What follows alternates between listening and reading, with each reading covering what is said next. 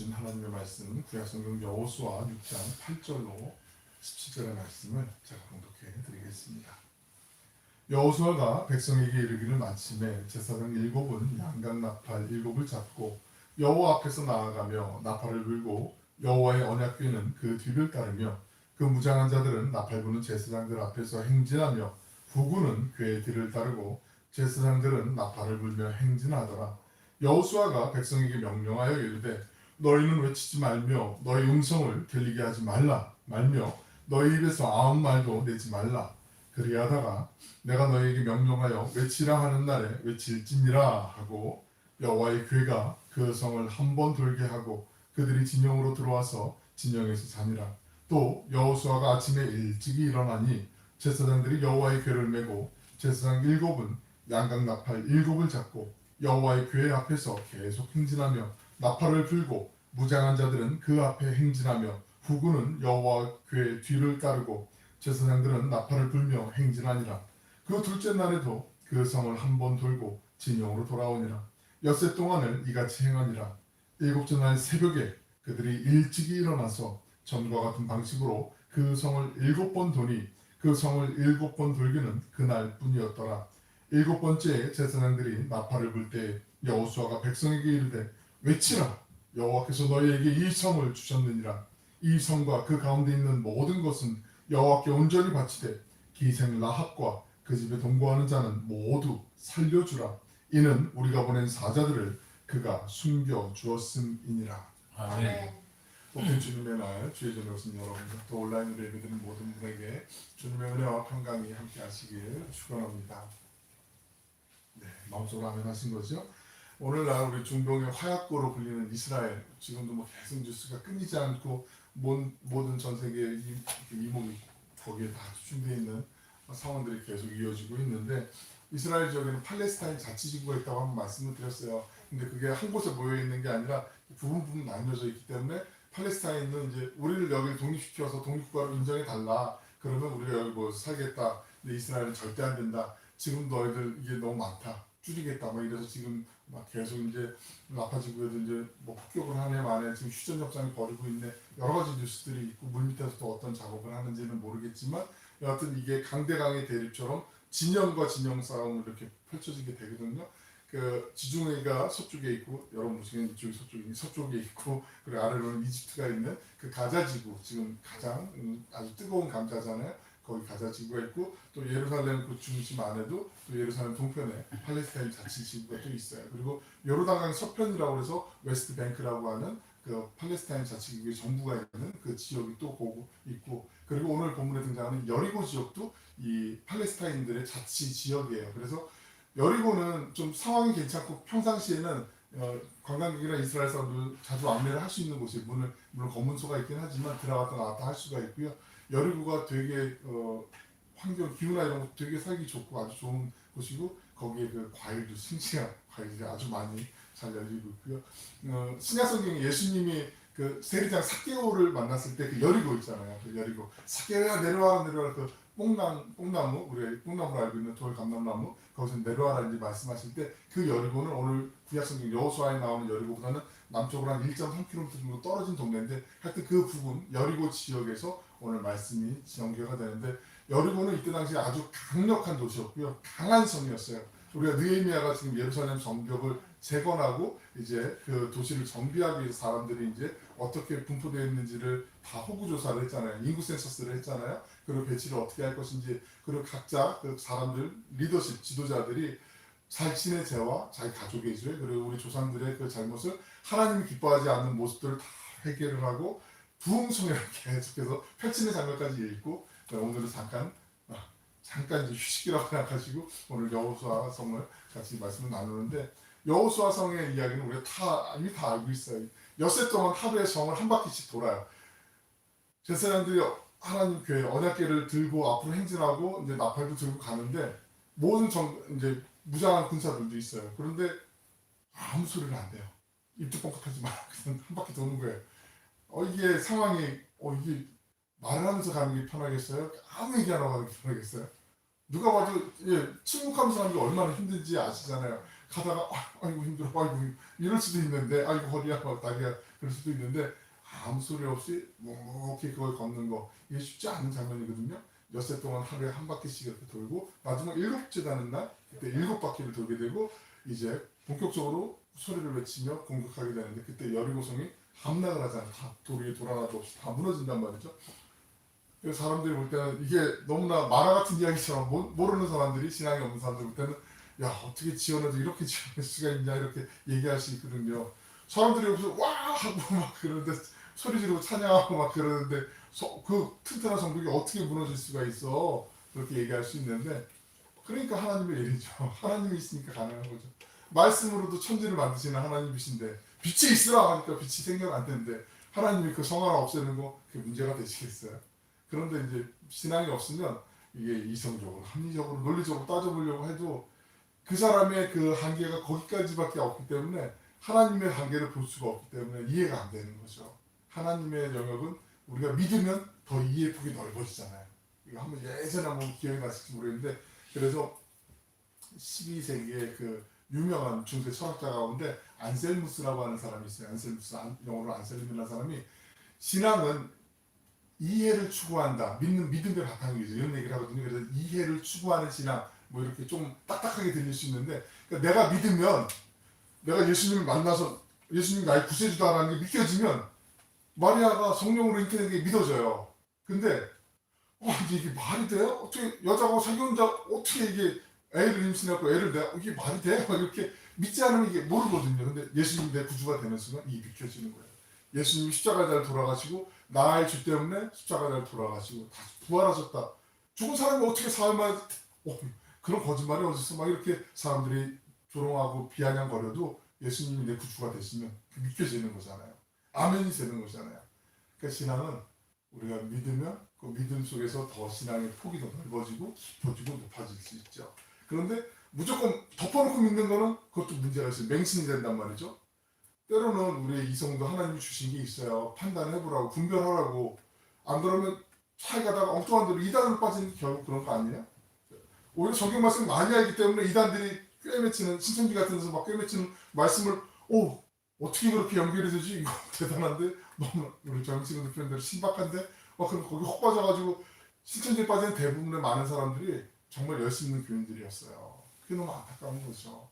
그러니까 하나님의 말씀도 사탄 이단들이 있을 때 사이비들이 있을 때는 하나님의 말씀도 그들의 도구가 될 수 있단 말이에요. 그래서 깨어 있어야 돼요. 이게 중요한 거예요. 분별력을 갖는 거. 그래서 우리의 믿음은 나 혼자만 믿는 게 아니라 신앙 공동체를 통해서 또 검증도 받아야 돼요. 이런 고민이 있거나 이런 아리송한 게 있을 때는 제일 좋은 게 목회자들에게 상담을 하는 거죠. 질문을 하고 이게 이 말씀이 무슨 뜻인지 그러면 되는데 안 그러고 속으로 끙끙 앓고 있다가 그런 모임에 가서 하다가 이게 맞는 것 같아. 저희가 더 효용이 있는 것 같아.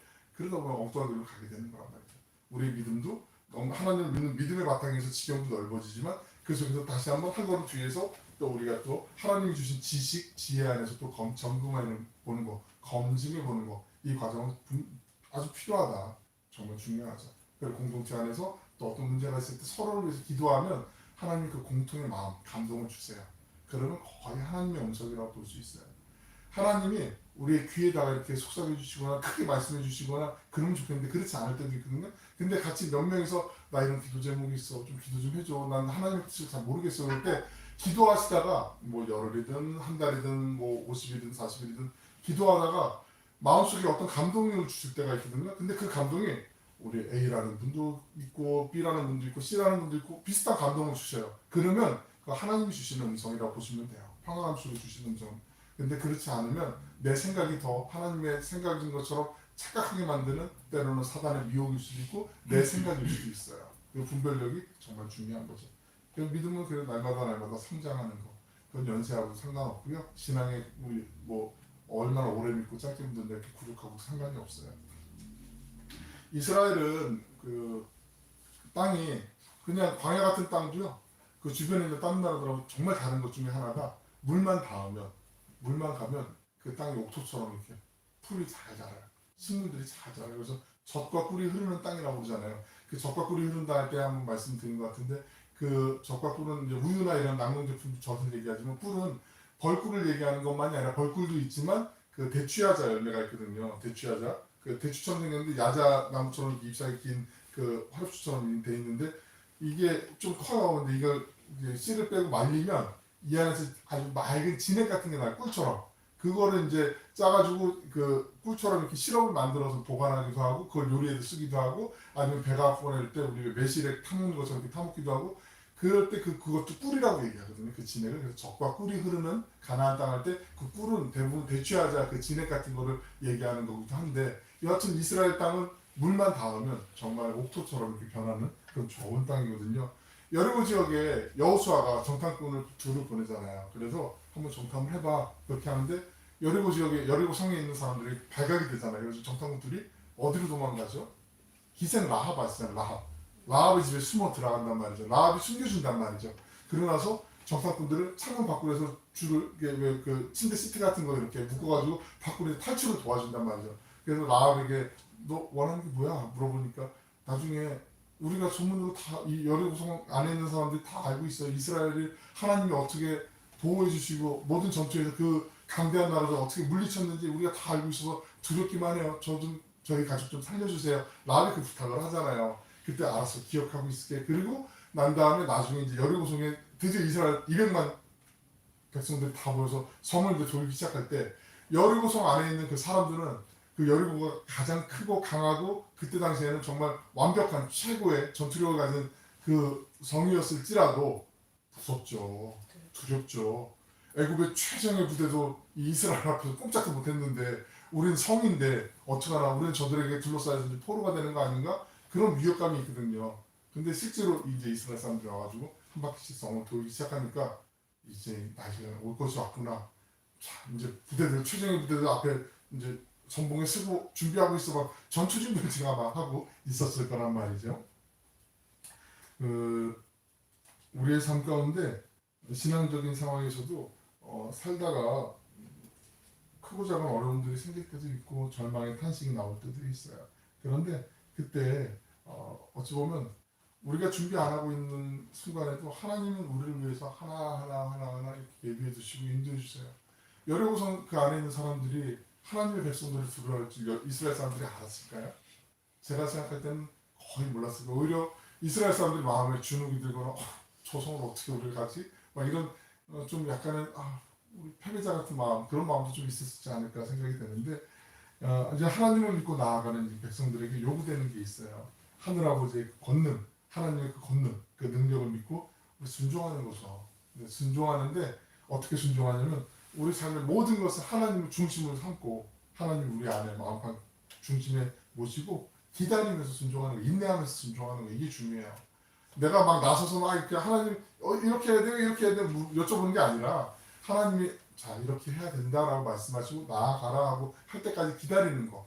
그 순종을 지금 이 장면에서는 요구하고 계시는 걸 우리가 좀 잘 눈여겨 보실 필요가 있어요.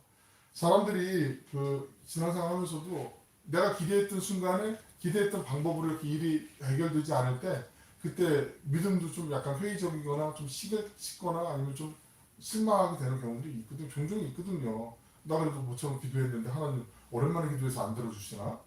이런 생각할 수도 있고 여러 가지 생각들이 있을 수 있는데 그때 우리가 정말 나를 좀 비우는 건 내가 하나님이 정말 보배롭고 존귀한 자녀이긴 하지만 하나님의 뜻을 다 헤아릴 수 없는 그 제한적인 유한한 피조물인 것을 인정하는 것 그리고 하나님을 내가 좀 참기 힘들어도 더디더라도 조금 더 기다려볼 수 있는 거 아직 하나님의 때가 안 돼서 하나님 그러신가 보다 한숨 쉬모하고 잠깐만 좀 멈추는 거 이게 중요한 거잖아요.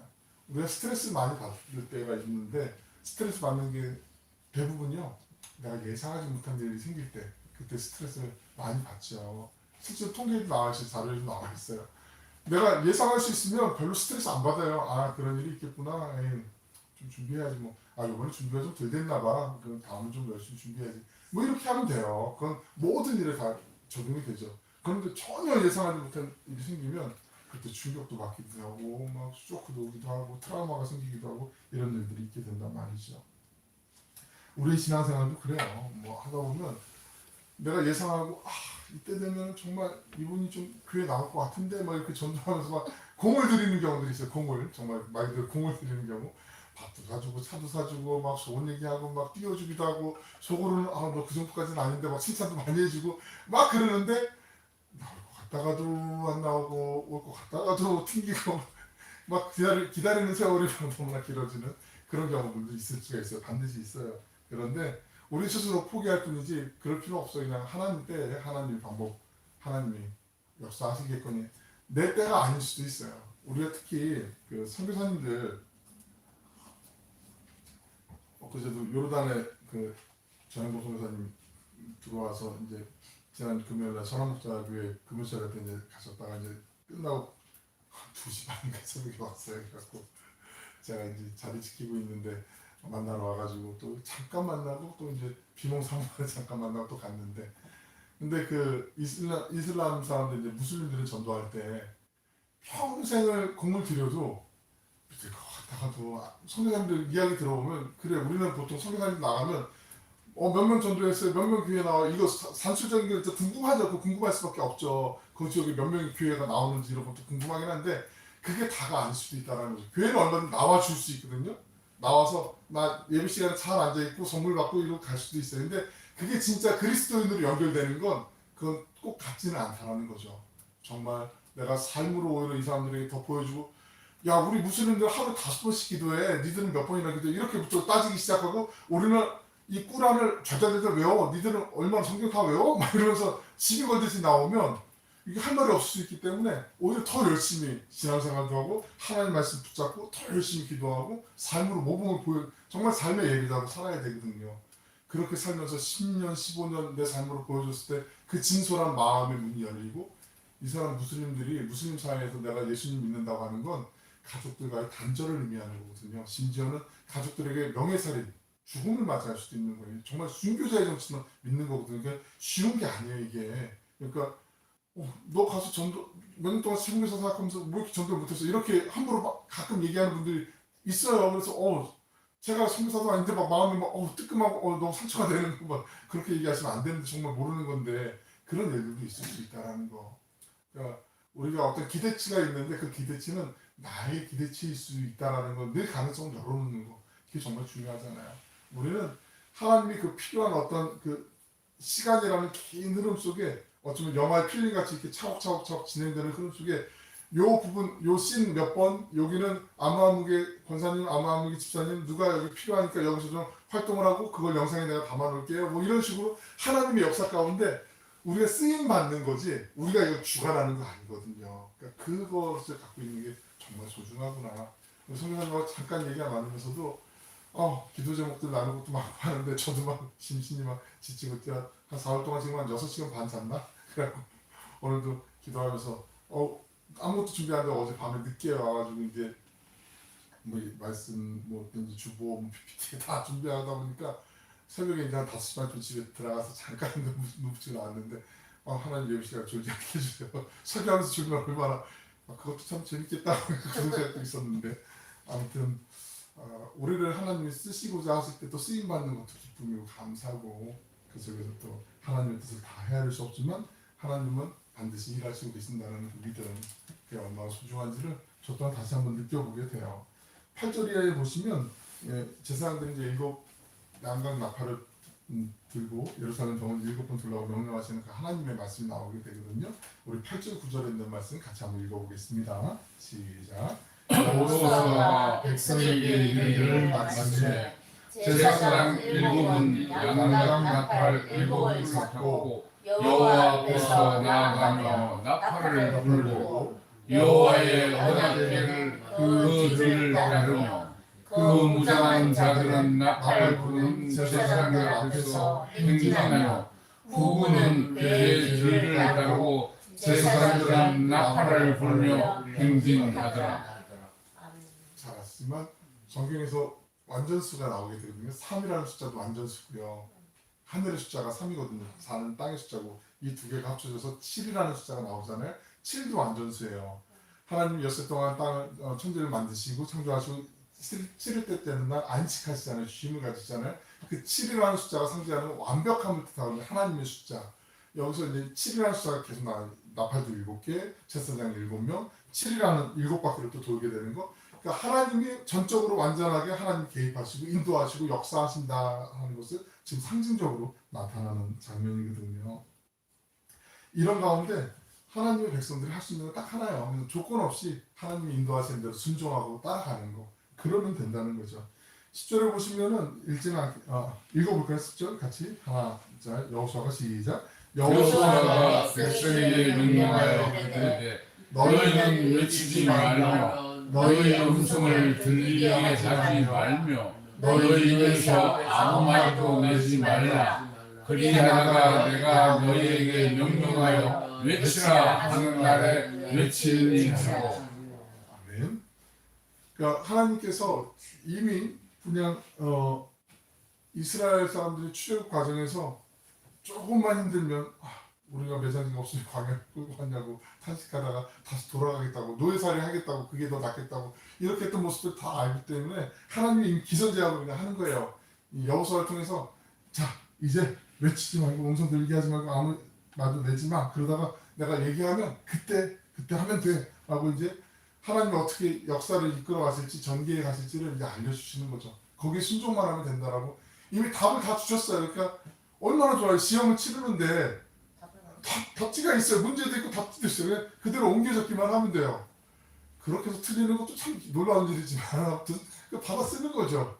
꼭 이렇게 가끔 이제 삐딱하게 꽈가지고 이제 나는 좀 밀렸어야지 뭐 이런 사람도 있을 수도 있겠지만 인생에서 이거 해답을 하나님 주시면 그 해답대로 가면 가장 안전하고 완전하고 최선의 그걸 가면 되잖아요.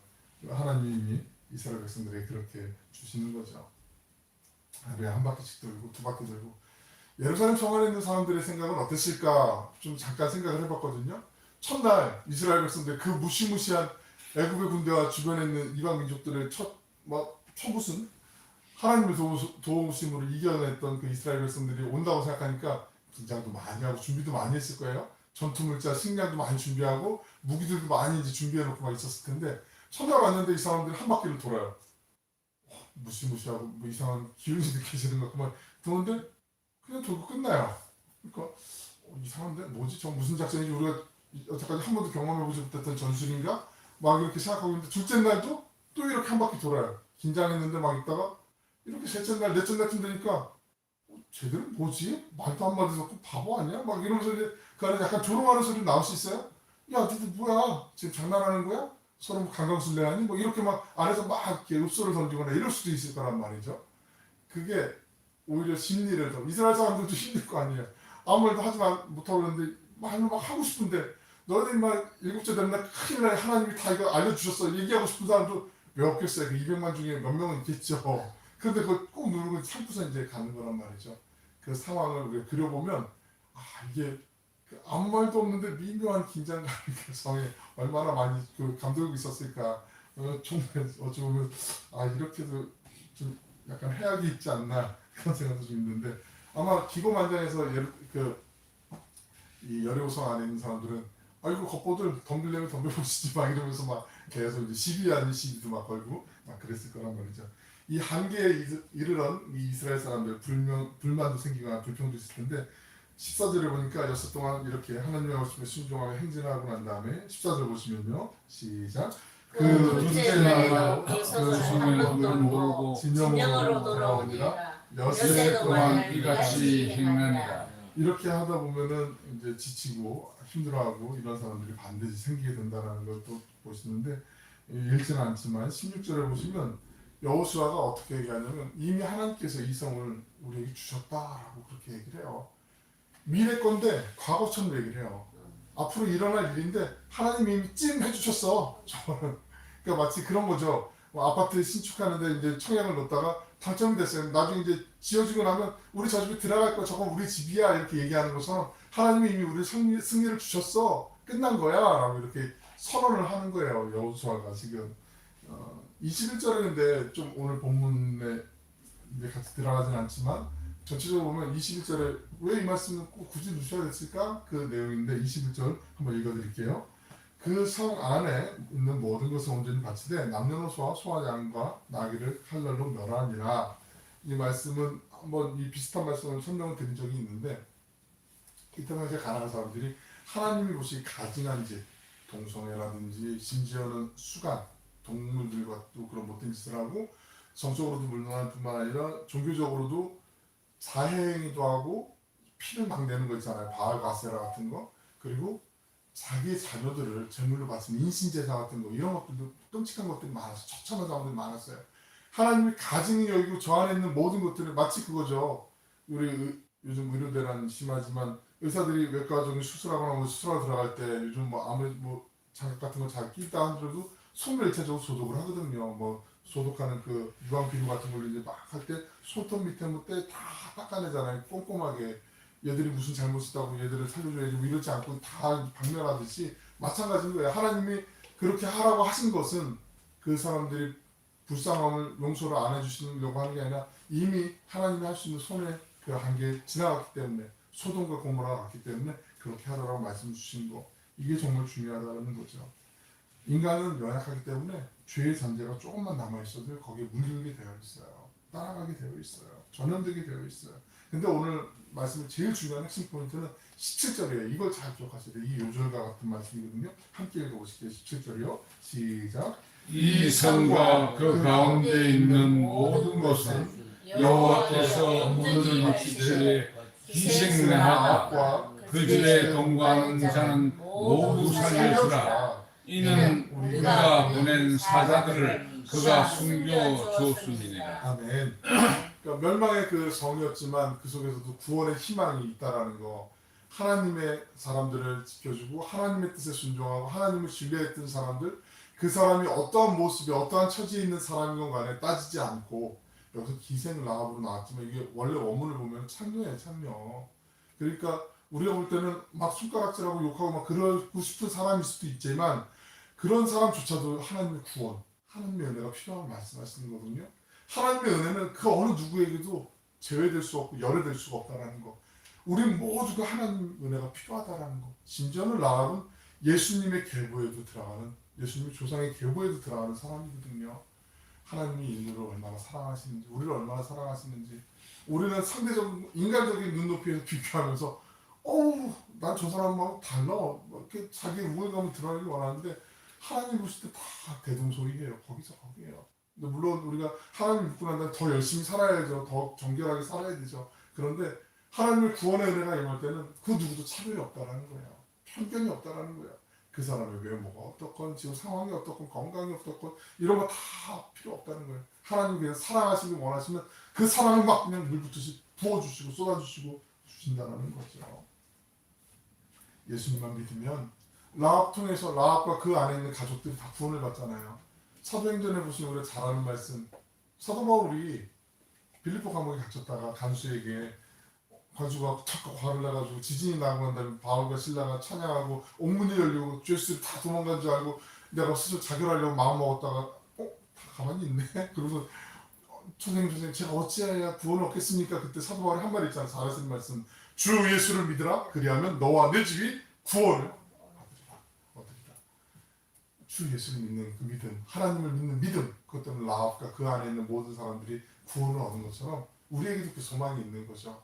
우리 한 사람 한 사람을 통해서 예수님을 믿는 믿음 하나 보시고 우리의 가족들에게도 구원의 문을 하나님 지금도 열어놓고 계세요. 영원하지는 않을지 몰라. 하나님 때가 있을 거예요. 그런데 그 때까지 우리는 복음의 씨앗을 전하고 믿음의 씨앗을 심으면 하나님이 열매를 맺게 해주세요. 반드시 그 때까지를 기대하면서 신실하신 하나님을 향해 우리가 날마다 하나님을 기대하면서 기도하면서 그렇게 주님과 함께 동행하는 것 이게 정말 중요한 거죠. 때때로 우리가 기다리는 게 너무 오래돼서 지칠 때도 있고 하나님 이거 주실 것 같은데 왜 안 주시지 하면서 우리의 믿음이 막 흔들리고 그럴 때도 있어요. 그런데 멀지 않았다는 거죠. 하나님의 때는 이제 얼마 안 남았다는 거죠. 그 믿음을 기다리다가 승리의 찬송, 감사의 찬송, 하나님의 영광의 찬송을 올려드리는 그 순간 우리가 기대하면서 우리에게 허락하신 그 걸음 한 걸음 한 걸음 오롯이 주님만 바라보고 따라가다 보면 주님께서 그 승리의 아름다운 은혜를 여리고성 같은 그 튼튼하고 크고 강하고 견고한 성도 무너뜨려 주시는 그 은혜가 우리의 삶에도 우리의 가정에도 우리의 신앙 공동체에도 반드시 임하게 될 줄로 믿습니다. 그 은혜 안에서 행복한 한 주간 주님과 함께 힘 있는 한 주간 되시길 주님의 이름으로 축원합니다. 아멘. 사랑하고 풍성하시고 자비로우신 아버지 하나님 저희를 위해 감당할 수 없는 사랑을 베풀어 주시면 하나님을 찬양합니다. 저희가 이 땅에서 사는 동안 염려와 근심을 피할 수는 없겠지만 주님 안에서 이겨내는 당신의 자녀가 되게 하여 주실 줄로 믿습니다. 때때로 원치 않는 불의와 죄악 가운데에서도 천국의 소망을 품은 작은 예수의 삶을 살아갈 수 있도록 날마다 풍성하신 그 주님의 은혜로 함께하여 주시옵소서. 사랑이 많으신 예수님의 이름으로 기도 올려옵나이다. 아멘.